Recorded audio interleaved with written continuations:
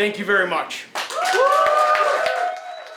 Conservative MP Jamil Jivani quickly turned from celebrating his election win to blasting Premier Doug Ford. Sabotage Pierre Poilievre in his efforts to become Prime Minister. In a speech and later in an interview with the CBC's David Common. He couldn't stay out of our business, always getting his criticisms and all his opinions out, distracting our campaign, trying to make it about him, trying to position himself as some kind of political genius that we needed to be taking cues from. The Toronto area MP is known for being close friends with U.S. Vice President J.D. Vance. He also worked as an advisor to Ford during the pandemic.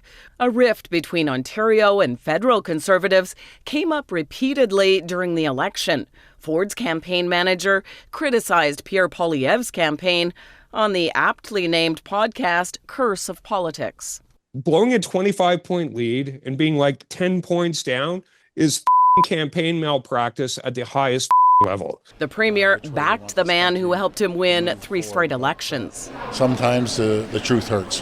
While Ford says he's never met Poilievre in person, he did meet with 2 high-profile Liberals. He's glad handing with Chrystia Freeland, having coffees and lattes with Mark Carney, and I'm sitting here saying we need to be fighting for change and something new and something different, not being a hype man to the Liberal Party. One Conservative strategist says Jivani isn't alone. There are a lot of Conservatives who have been frustrated with the Ford government's kind of lack of acting on Conservative principles. But he says the blue-on-blue fight shouldn't have gotten to this level. You can have those kind of conversations behind the scenes, but the fact that I think the respective parties let that escalate to such a public spectacle, that's bad for all Conservatives. Ford was asked about the comments today. He called you a problem for Ontario and Canada, suggesting you're not a true Conservative. Yeah, I know. Anyways, I'm not worried about that. Ford tried to sidestep the controversy. I'm focusing on unity right across this country.